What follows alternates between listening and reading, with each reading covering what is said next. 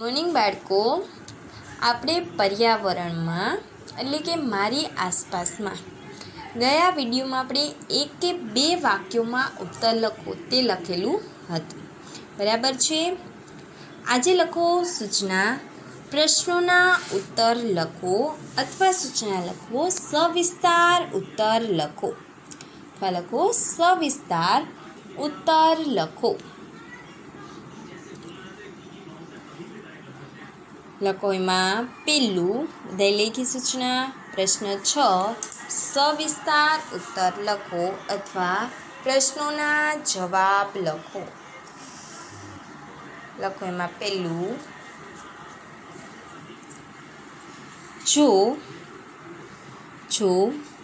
પુલ ન હોત અલ્પવિરામ તો કેવી મુશ્કેલી પડે તે કહો। જો પુલ ન હોત તો કેવી મુશ્કેલી પડે તે કહો। લખો એમાં જવાબ, જો પુલ ન હોય તો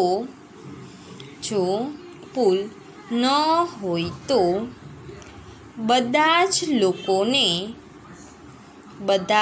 લોકોને નદી પાર કરવામાં મુશ્કેલી પડે।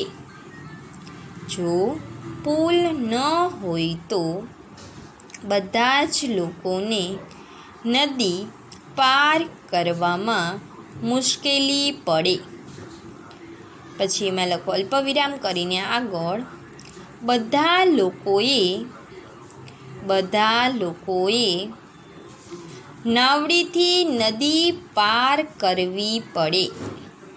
નાવડીથી નદી પાર કરવી પડે। એમાં પછી લખો ચોમાસામાં નદીમાં પૂર આવે ત્યારે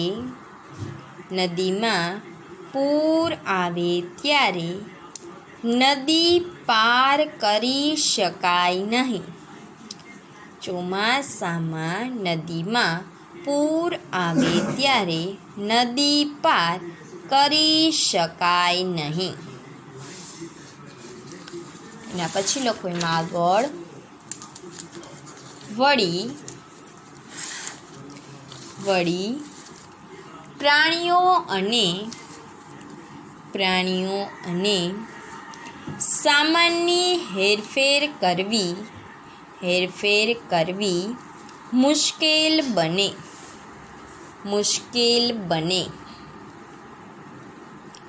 લોકોને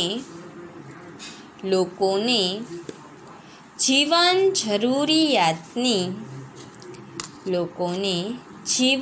જરૂરિયાતની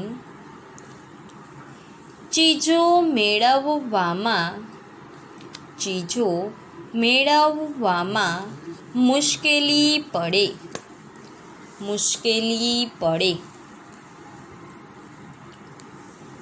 એના પછી લખો બીજો પ્રશ્ન,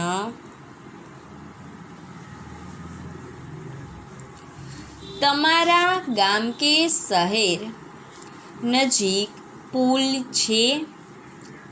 તમારા ગામ કે શહેર નજીક પુલ છે? પુલ વિશે વધારે જાણકારી મેળવો। તો આપણે ક્યાં રહીએ છીએ? જૂનાગઢમાં। તમે જો બીજા કોઈ ગામમાં કે શહેરમાં રહેતા હો, ત્યાં તમારે કોઈ નજીક પુલ હોય તો તમે એનું નામ લખી શકો છો અને એની વધારે જાણકારી મેળવી શકો છો કે પુલ કેટલો લાંબો છે, ક્યારે બન્યો છે, એની ઊંચાઈ કેટલી છે, એ વિશેની તમામ માહિતી તમે મેળવી શકો છો। એના પરથી કેટલા અને કેવા વાહનો પસાર થાય છે, ભારે વાહનો પસાર થાય છે કે મુસાફરો પસાર થાય છે, પ્રાણીઓ પસાર થાય છે, આ વિશે તમામ માહિતી મેળવીને તમે લખી શકો છો। તો લખો, આપણે જૂનાગઢમાં છીએ એટલે આપણે જૂનાગઢનું જ નામ લખશું। હા, હું જૂનાગઢ શહેરમાં રહું છું। મારા શહેરમાં કાડવાનો પુલ આવેલો છે. મારા શહેરમાં કાડવાનો પુલ આવેલો છે. એના પછી લખો શું તમે હોડીમાં બેઠા છો? શું તમે હોડીમાં બેઠા છો? પ્રશ્નાર્થ લખો. એમાં કેવો અનુભવ થયો હતો? કેવો અનુભવ થયો હતો? જવાબ લખો. એમાં હા, હું બેટ દ્વારકા ગઈ હતી. હા, હું બેટ દ્વારકા ગઈ હતી. ત્યારે અમે હોડીમાં બેસીને ગયા હતા. ત્યારે અમે હોડીમાં બેસીને ગયા હતા. હોડીમાં બેસવાના પ્રથમ અનુભવથી અમને આનંદ થયો. પછી વચ્ચે દરિયાના પાણીના પ્રવાહથી હોડી હાલક ડોલક થતી હતી. હોડી હાલક ડોલક થતી હતી. અમને થોડો ગભરાટ થયો.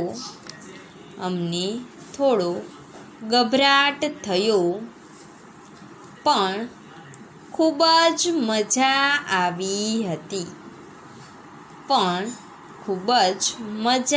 આવી હતી. એના પછી લખો ચોથું. જંગલમાંથી પસાર થતાં શું કાળજી રાખશો? જંગલમાંથી પસાર થતાં શું કાળજી રાખશો? લખો. એમાં જવાબ જંગલમાં ઘણા પ્રાણીઓ રહેતા હોય. જંગલમાં ઘણા પ્રાણીઓ રહેતા હોય. આ પ્રાણીઓ હુમલો કરી શકે છે. તેથી સાવચેત રહેવું. જંગલમાં રસ્તા આડા અવળા ઊંચા નીચા ખાડા ટેકરાવાળા તેમજ ગાઢ વૃક્ષોની વચ્ચે સંભાળીને ચાલવું જોઈએ.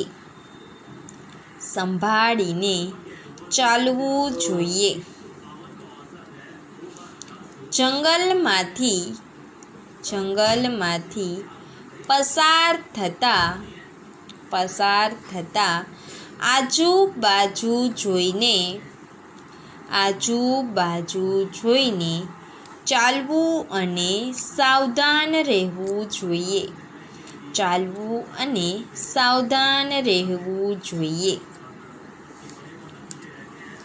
એના પછી લખો 5.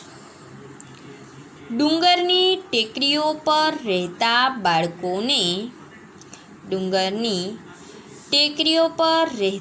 બાળકોને શાળાએ જતા શી મુશ્કેલી અનુભવાય છે? લખો. એમાં ડુંગરની ટેકરીઓના રસ્તા, ડુંગરની ટેકરીઓના રસ્તા પથરાળ અને આડા અવળા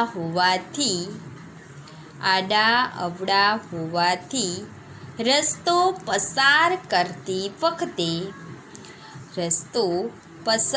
કરતી વખતે બાળકોને ખૂબ કાળજી રાખવી પડે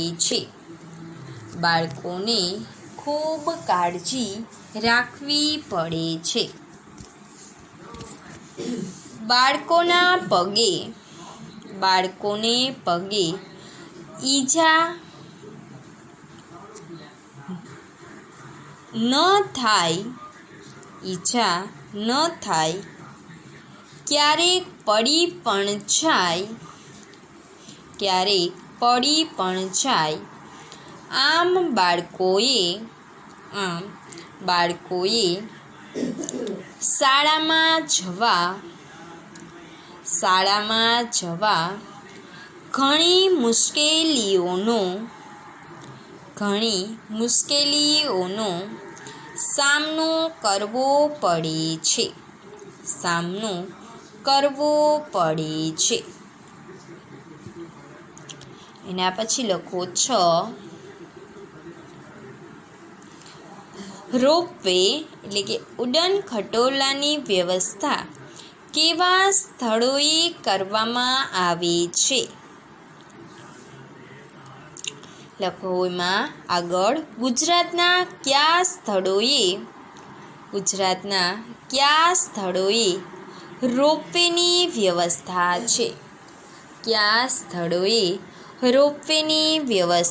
છે? લખો એમાં જવાબ. હવે તો આપણે જૂનાગઢમાં પણ રોપવે થઈ ગયો છે એટલે આપણે એનું પણ નામ લખી શકીએ છીએ. લખો પર્વતીય વિસ્તારમાં જ્યાં રેલમાર્ગ કે સડક માર્ગ બનાવવાની શક્યતા હોતી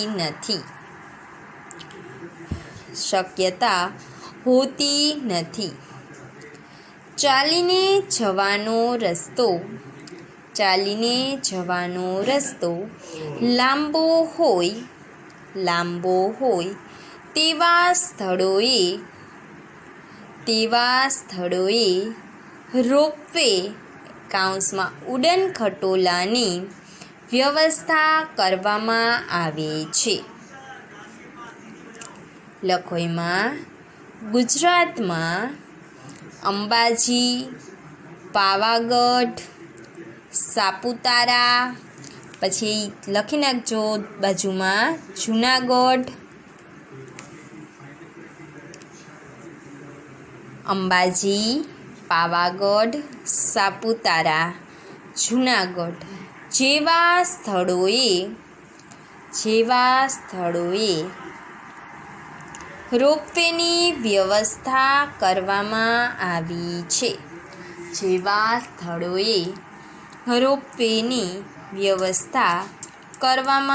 આવી છે.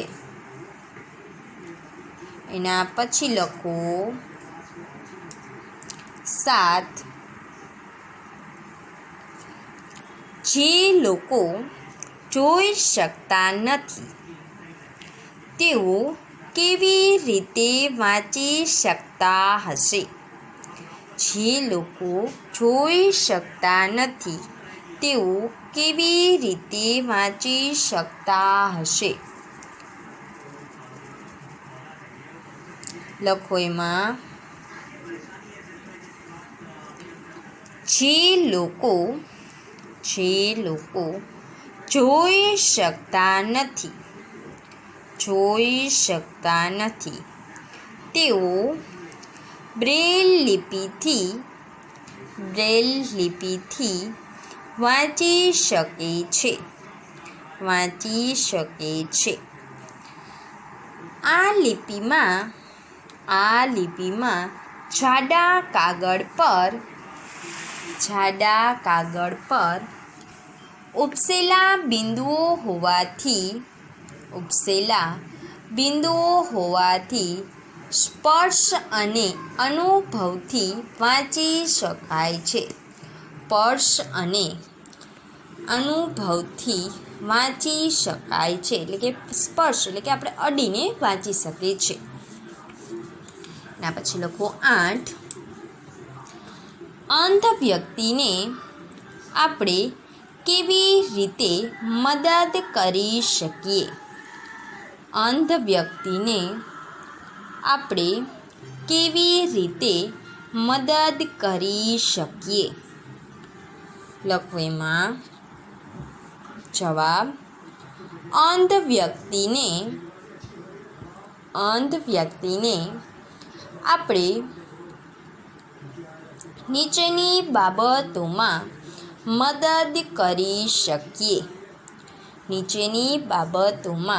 મદદ કરી શકીએ.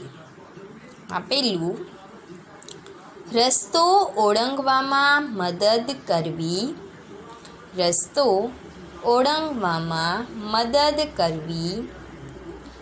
લખો એમાં બીજું, બસમાં બેસવા માટે સીટ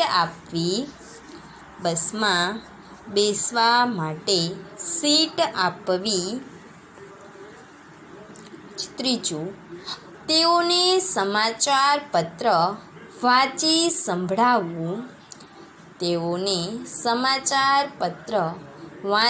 સંભળાવવું. 4. સીડીમાં કે બસમાં ચડવામાં મદદ કરવી. 5. તેઓને મુસાફરીમાં સાચો રસ્તો બતાવવો.